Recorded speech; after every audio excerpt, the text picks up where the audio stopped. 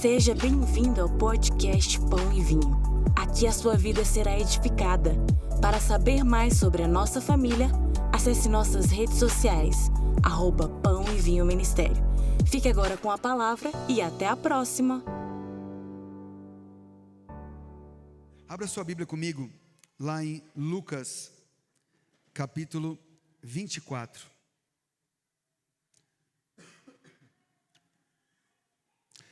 Hoje é um dia tão importante, nós vamos ceiar juntos aqui. Nós estamos juntos nesse lugar, como igreja, e nós vamos ceiar ao Senhor. Tivemos a nossa ceia já desse mês, mas nós vamos ceiar hoje,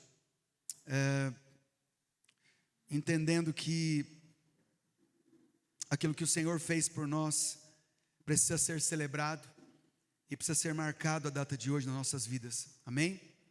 Você está aqui? Glória a Deus. Eu vou começar de trás para frente. Então, Lucas capítulo 24, a partir do verso 1, diz assim: Mas no primeiro dia da semana, alta madrugada, foram elas ao túmulo, levando os aromas que haviam preparado, e encontraram a pedra removida do sepulcro, mas ao entrarem, não acharam o corpo do Senhor Jesus. Aconteceu que, perplexas a esse respeito, apareceram-lhe 2 varões com vestes resplandecentes, e estando elas possuídas de temor, baixando os olhos para o chão, eles falaram: Por que buscais entre os mortos ao que vive? Ele não está aqui, mas ressuscitou. Lembrai-vos de como vos preveniu, estando ainda na Galileia, quando disse: Importa que o Filho do Homem seja entregue nas mãos dos pecadores, e seja crucificado, e ressuscite no terceiro dia. Então se lembraram das suas palavras, e voltando do túmulo, anunciaram todas as coisas aos 11 e a todos os mais que com eles estavam. Quem eram elas? Eram Maria Madalena, Joana e Maria, mãe de Tiago. Também as demais que estavam com elas confirmaram essas coisas aos apóstolos. Tais palavras lhes pareciam como um delírio e não acreditavam nelas. Pedro, porém, levantando-se, correu ao sepulcro e, abaixando-se, nada mais viu, senão os lençóis de linho, e retirou-se para casa, maravilhado do que havia acontecido. Então, nós temos aqui a cena final dos discípulos entendendo e vendo aquilo que aconteceu. Jesus, o Cristo, ressuscitou. O Senhor deles, o homem que andou com eles, o homem que os chamou para caminhar com eles, tudo que ele havia falado era verdade. E muitas coisas aconteceram depois disso, mas eu queria ler o texto que vem logo em seguida, para que você possa se situar na ressurreição de Cristo hoje. O mesmo texto em Lucas, capítulo 24, a partir do verso 13, começa uma situação. Diz assim: Naquele mesmo dia, no mesmo dia que foi testificado, que foi visto que Jesus havia ressuscitado, naquele mesmo dia do túmulo vazio, naquele mesmo dia, 2 deles estavam de caminho para uma aldeia chamada Emaús, distante de Jerusalém 60 estádios, e iam conversando a respeito de todas as coisas sucedidas. Aconteceu que, enquanto conversavam e discutiam, o próprio Jesus se aproximou e ia com eles. Os seus olhos, porém, estavam como que impedidos de o reconhecer. Então lhes perguntou Jesus: Que é isso que vos preocupa? E de que ides tratando à medida que caminhais? E eles pararam entristecidos. Um deles, chamado Cleopas, respondeu dizendo: És o único porventura que, tendo estado em Jerusalém, ignoras as ocorrências desses últimos dias? Ele lhe respondeu: Quais? E explicaram: o que aconteceu a Jesus, o Nazareno, que era varão, profeta, poderoso em obras e palavras diante de Deus e de todo o povo. E como os principais sacerdotes e nossas autoridades o entregaram para ser condenado à morte e o crucificaram. Ora, nós esperávamos que fosse ele quem havia de redimir a Israel. Mas depois de tudo isso, e já este é o terceiro dia desde que tais coisas sucederam. É verdade também que algumas mulheres da que conosco estavam nos surpreenderam, tendo ido de madrugada ao túmulo e não achando o corpo de Jesus, voltaram dizendo terem tido uma visão de anjos, os quais afirmaram que ele vive. De fato, alguns dos nossos foram ao sepulcro e verificaram a exatidão do que disseram as mulheres, mas não o viram. Então lhes disse Jesus: ó nécios e tardos de coração, para crer tudo o que os profetas disseram. Porventura não convinha que o Cristo padecesse e entrasse na sua glória? E começando por Moisés, discorrendo por todos os profetas, expunha-lhes o que a seu respeito constava em todas as Escrituras. Quando se aproximavam da aldeia para onde iam, ele fez menção de passar adiante, mas eles o constrangeram dizendo: fica conosco, porque é tarde e o dia já declina. E entrou para ficar com eles. E aconteceu que, quando estavam à mesa, tomando ele o pão, abençoou, e tendo-o partido, lhes deu. E então se lhes abriram os olhos e o reconheceram, mas ele desapareceu da presença deles. E disseram uns um ao outro: porventura não nos ardia o coração quando ele pelo caminho nos falava, quando nos expunha as Escrituras? E na mesma hora, levantando-se, voltaram para Jerusalém, onde acharam reunidos os 11 e outros com eles, os quais diziam: o Senhor ressuscitou e já apareceu a Simão. Então os dois contaram o que lhes acontecera no caminho e como fora por eles reconhecido no partir do pão. Jesus aparece a esses discípulos no mesmo dia da sua ressurreição. E se você for olhar esses textos para frente,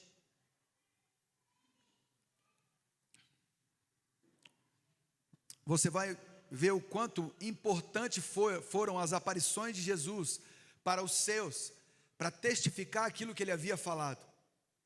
E todas as vezes que o Senhor falava, e as vezes que ele falou sobre sua ressurreição, ele falou para os discípulos guardarem essa informação, para eles guardarem essa informação, porque isso era verdade, eles tinham que ver que isso era verdade. Se você olhar depois e olhar em outros textos, os escribas, os fariseus, os mestres da lei ali, aqueles que eram líderes, os sacerdotes, eles pagaram soldados para dizerem que tiraram o corpo de Jesus de lá. A Bíblia faz questão de dizer isso, que houve suborno para falsificar o que aconteceu de verdade. Mas quando ficamos com uma palavra, e essa palavra, ela nos leva a entender todo o processo de Deus, porque o Senhor Jesus foi falando desde Moisés até chegar no tempo atual, explicando para eles todo o propósito de Deus com relação à salvação da humanidade. Então o Senhor vai lá para a saída do povo do Egito, do sangue, que o Jadir começou aqui hoje falando, do sangue nos portais, das pragas e da última praga, falando de um primogênito, e que os primogênitos de Israel continuariam vivos, mas os primogênitos do Egito morreriam, porque o Senhor ia sustentar uma linhagem para chegar até Jesus. Então todo o caminho dos profetas, todo o Pentateuco, falando e mostrando Jesus, mostrando a vinda do Cristo. Por isso que no tempo de Jesus, aquele povo não teve olhos e ouvidos para ver e ouvir, e aquele povo não percebeu a visitação de Deus naquele tempo. Por isso entregaram o Filho de Deus. E temos essa palavra e nos enchemos dessa palavra, então vamos para João, e João começa falando do amor de Deus e do Senhor que nos amou de tal forma que enviou o seu Filho. Nós recebemos essa palavra para nós, que recebemos o poder de sermos feitos filhos de Deus, por causa do amor de Deus por nós, através do seu Filho Jesus. O Senhor nos amou primeiro e enviou o seu Filho. Nós fomos amados por Ele em primeiro lugar. O Senhor entregou o que havia de mais precioso, e o Cordeiro de Deus resolveu ser obediente até a sua morte, e a sua morte mais terrível. E porque Ele foi obediente até o fim, porque Ele foi constante em sua obediência, o Senhor o coroou e deu a Ele o nome sobre todo nome, porque Ele não pecou. Tudo isso nós já sabemos e aprendemos, e as crianças nos ensinam aqui. Mas o que isso impacta a minha vida pessoal? O que isso muda a minha vida pessoal? O que isso transforma a minha vida pessoal? Eu achei tão interessante porque o Senhor me trouxe uma palavra durante a semana a respeito disso, e eu não gostaria de ministrar exatamente o que eu já ministrei outros anos no domingo de Páscoa. E aí de manhã a gente foi para o culto, a reunião lá, o café da manhã, lá no lote do Sementinha, lá na Vila Green. E o Vicente que ministrou, e ele ministrou sobre o impacto na sua vida, na vida pessoal. E eu queria dizer para você que a ressurreição de Cristo nos traz uma esperança. A ressurreição de Cristo nos traz uma esperança. E qual é essa esperança? Eu não sou esse momento que eu estou passando. Eu sou eterno. Pelo que Ele fez por mim, pela minha fé naquilo que Ele fez por mim, eu não sou isso que eu estou passando agora. Eu não sou esse momento. Eu só estou passando por isso. Você só está passando por isso agora. Esse é um tempo na sua vida, mas você não é isso que você está passando. Você é eterno. Amém? E a palavra fala de 2 discípulos que estavam num momento de desânimo, entristecidos, a palavra diz. Eles pararam entristecidos, depois que Jesus lhe perguntou para eles: o que é que está preocupando vocês? Esses homens estavam indo para uma cidade chamada Emaús, e já preguei isso aqui outras vezes. Emaús era uma cidade próxima, com águas termais, e eles foram para a casa deles. Então eles moravam num lugar que era um lugar de descanso, era um lugar onde as pessoas iam para descansar, era um lugar de águas termais. Imagina a nossa Caldas Novas daqui. É como se Emaús fosse as Caldas Novas de Jerusalém. Era realmente um lugar assim. Eu fui estudar o lugar, fui ver sobre Emaús, não só o que Emaús significava, mas do que Emaús tirava o seu recurso para ser uma cidade e estar íntegra como uma cidade. E as pessoas iam ali como casa de descanso, iam ali como casa de veraneio. E esses 2 discípulos de Jesus estavam ali quando as mulheres voltaram com as notícias de que Ele havia ressuscitado, mas isso não havia impactado a vida deles, porque eles ainda não tinham tido uma experiência real com Jesus. Aquele que eles criam ainda não tinha se manifestado realmente para eles. Então eles estavam entristecidos porque eles criam na palavra que Ele falou, eles criam no que Ele disse, para o que Ele veio, eles criam no propósito, e eles entenderam que aquele era o tempo. Mas tempo do quê? Como os outros discípulos e vários outros discípulos, eles achavam até o último momento que o Senhor Jesus ia fazer uma grande revolução, levantando espadas. Queria levantar um grande exército, como já havia acontecido. Ou um pequeno exército de 400, 500 homens, ou talvez milhares, como Jesus reuniu. Mas se outros já passaram como profetas e levantaram espadas contra Roma, eles esperavam que esse, segundo a palavra, viria mesmo como um rei, e eles tentavam proclamá-lo rei. E na sua cruz estava escrito: este é o rei dos judeus. Mas era para ter escrito: isso é o que dizem, este é o rei dos judeus. Mas Pilatos mandou escrever: este é o rei dos judeus. Porque ele veio para reinar à sua maneira, e a sua maneira de reinar é pessoal. E eu e você fomos chamados para ter um encontro com Ele, por quê? Porque no encontro com Ele, mesmo não sabendo quem somos, ou mesmo entendendo quem Ele é, mas não o reconhecendo, não vendo a sua obra de perto, não entendendo aquilo que Ele faz por dentro, mesmo assim, entristecidos, se encontrarmos, Ele muda as circunstâncias, Ele nos dá destino, Ele nos dá direção, e Ele muda a nossa vida, e Ele mostra que eu sou eterno e você é eterno. Eu e você fomos chamados para ter esse entendimento nele, porque senão, nada do que formos fazer vai ter sentido. Eu estava hoje lá naquele culto de manhã, e quando não sou eu que prego, eu procuro prestar muita atenção na palavra, porque a palavra, quando eu ouço alguém pregar, qualquer pessoa que seja, eu sei que o Senhor quer falar comigo.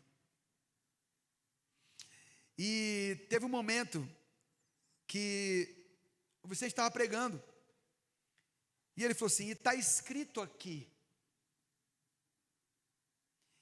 E quando ele foi para a Bíblia dele, para abrir ali onde estava escrito, o Espírito Santo falou claramente ao meu coração, olha que loucura que vocês estão fazendo aqui.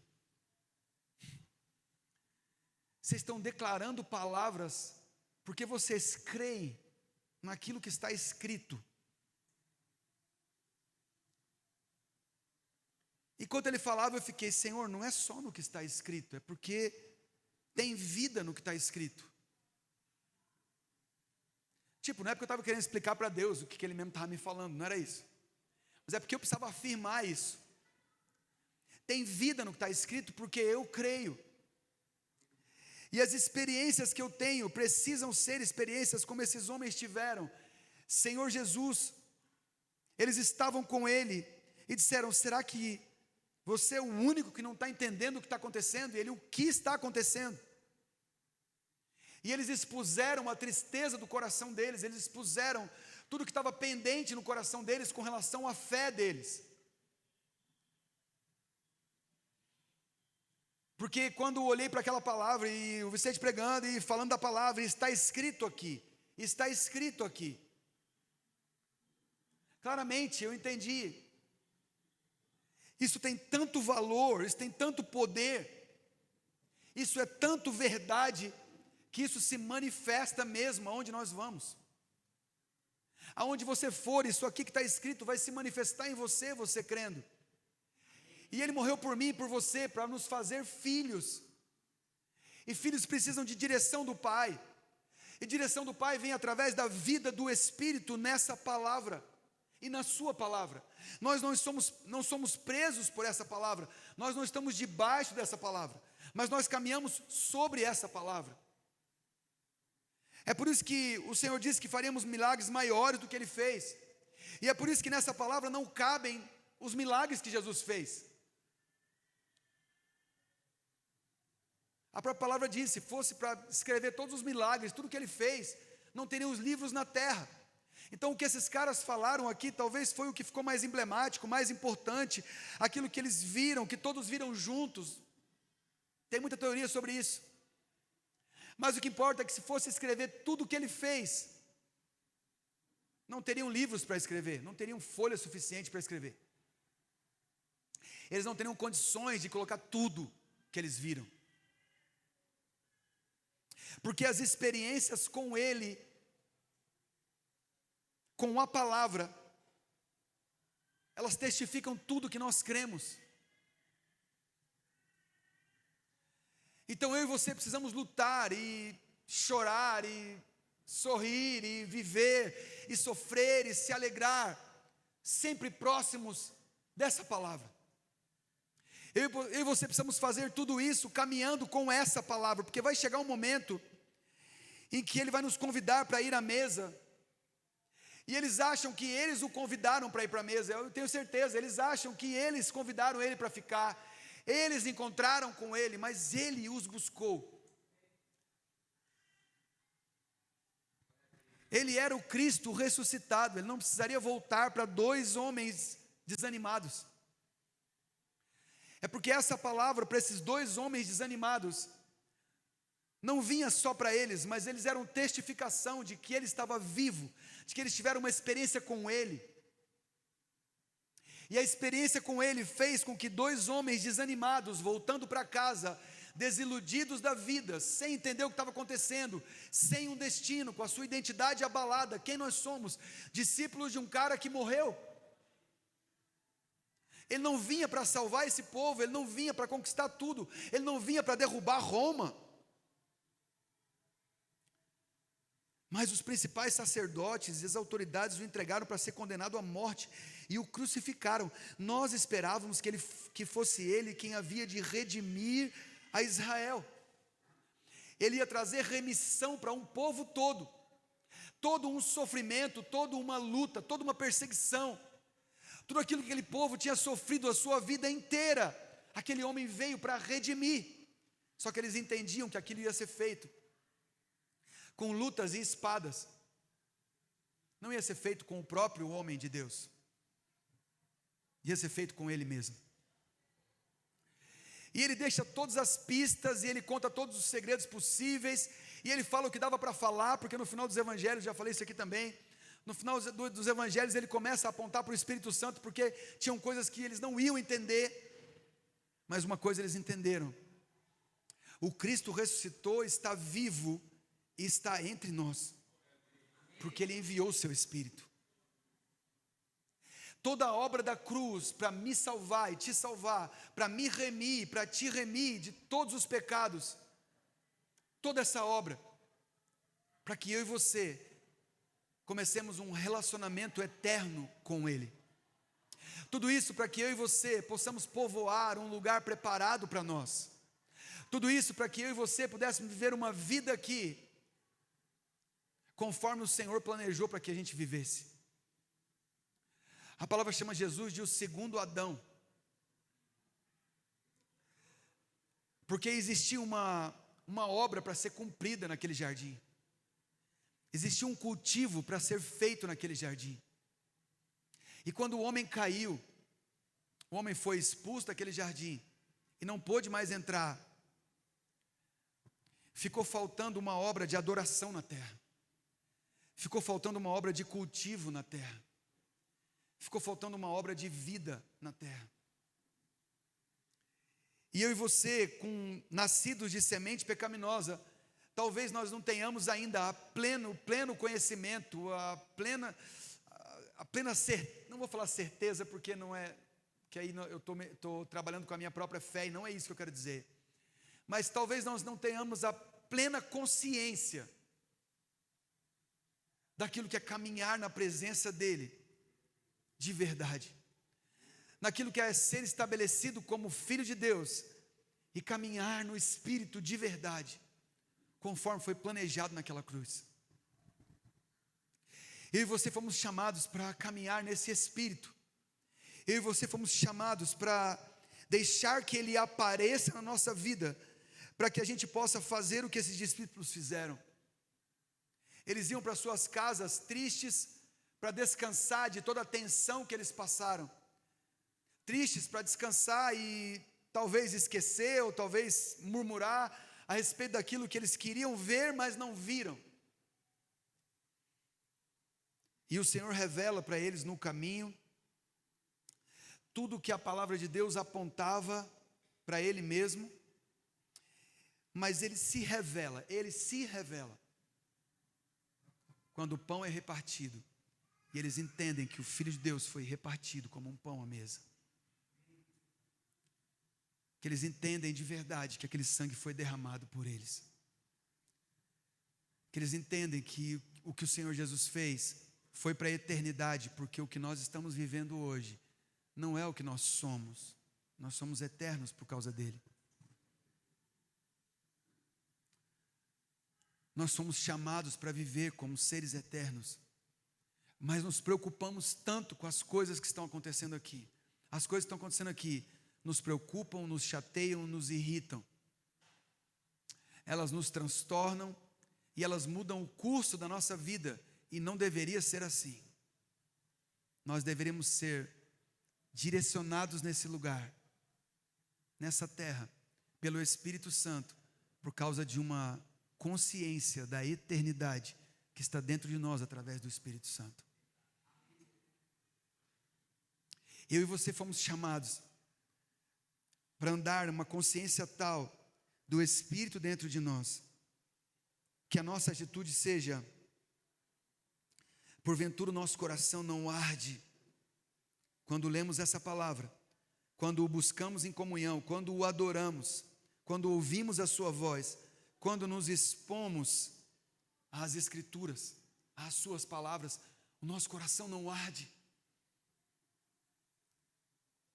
E na mesma hora que o coração deles ardeu, na mesma hora que eles perceberam o coração deles ardendo, eles se levantaram e voltaram para Jerusalém, onde estavam os 11 e todos os outros discípulos com ele, que haviam visto tudo o que havia acontecido com Jesus, inclusive haviam visto ou ouvido a respeito de um túmulo vazio, mas que não tinham crido ainda.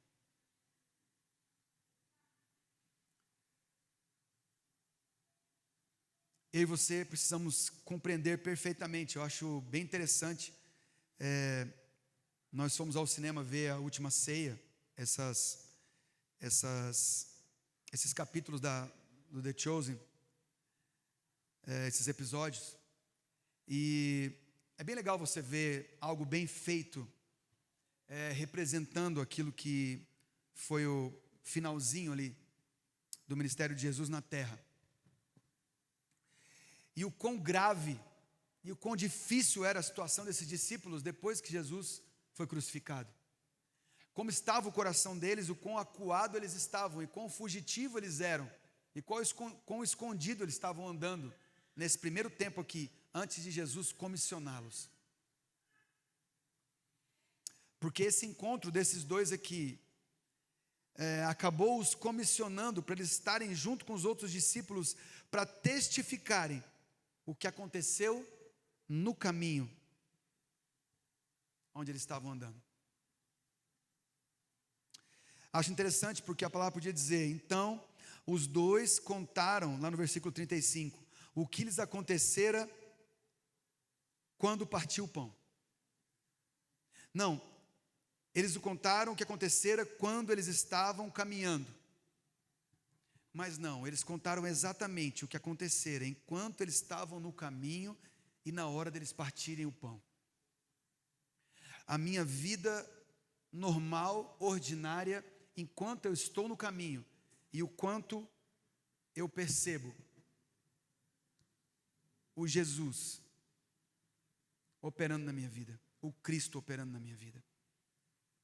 O quanto eu percebo o pão sendo rasgado na mesa que eu estou. O quanto que eu percebo o sangue sendo derramado, o cálice sendo colocado à mesa todos os dias na minha vida. O quanto que é difícil, o quanto que é complicado, o quanto que é tenebroso, o quanto que é triste, o quanto que é entristecedor, o quanto que é terrível, o quanto que é angustiante a minha vida sem ter uma direção do Cristo. Sem entender o que ele fez por amor, por mim. Sem entender que ele me amou primeiro.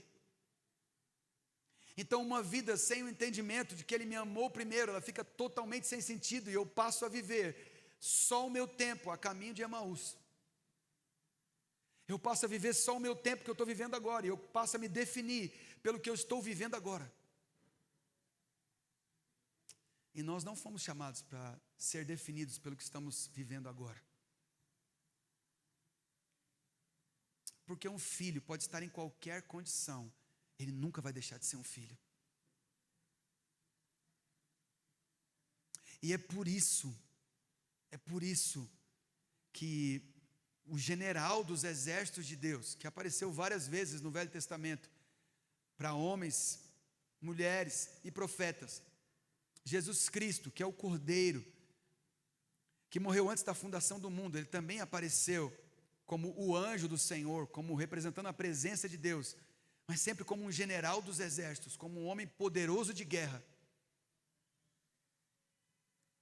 Porque a vida dele, porque a morte dele, venceu todas as coisas para mim.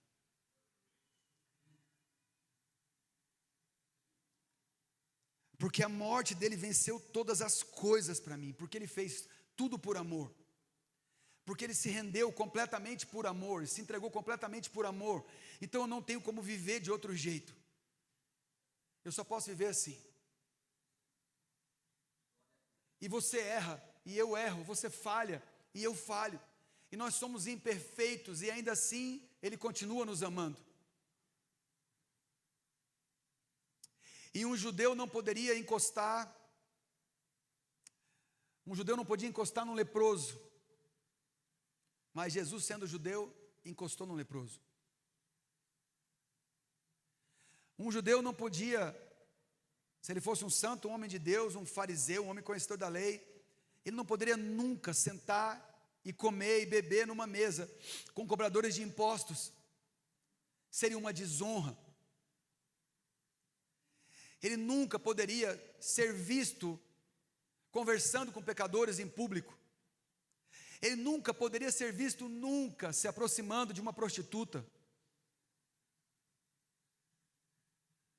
Um judeu não poderia fazer um monte de coisa que Jesus fez. E quando eu vejo a cena de Jesus tocando no leproso, eu pergunto: Senhor, mas um judeu não podia tocar num leproso? E a palavra fala que depois que alguém tocasse numa veste de um leproso, ou se tivesse resquícios da roupa de um leproso na sua casa, se qualquer mancha parecendo com lepra estivesse numa pessoa, essa pessoa era afastada. O sacerdote a via, olhava para ela, ficava na presença dela, era afastada. Depois ele vinha para verificar se tinha sido curado, porque dentro de 7 dias as enfermidades de pele deveriam ser curadas se não fossem lepra. E quando ele voltava e ainda estava leproso, ele era separado, numa cidade separada, para aquelas pessoas que caminhavam desse jeito. E lepra era a única enfermidade que só um sacerdote poderia considerar que a pessoa estava limpa, porque ela representava uma vida de pecado. E quem tocasse no leproso, se aproximasse do leproso, tocasse nele ou nas suas vestes, ficaria impuro. E teria que passar dias de purificação, além de se lavar e queimar as suas vestes. Teria que passar dias de purificação. Mas Jesus vai lá e toca num leproso.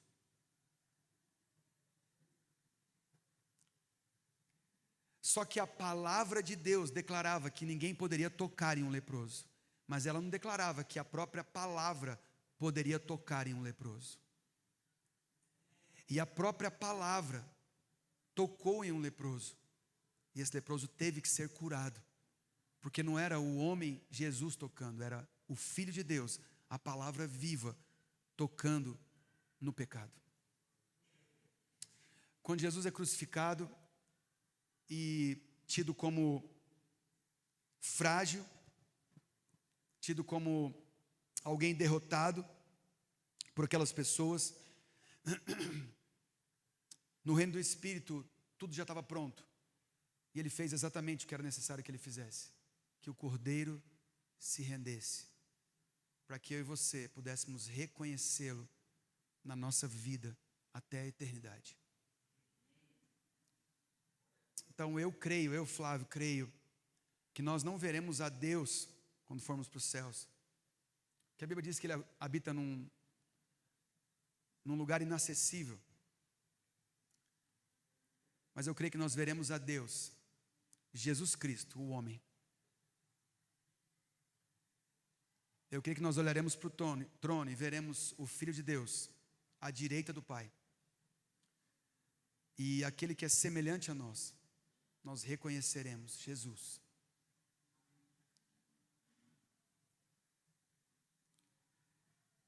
Eu entendo que a minha vida e a tua vida, ela depende de tanta coisa para existir.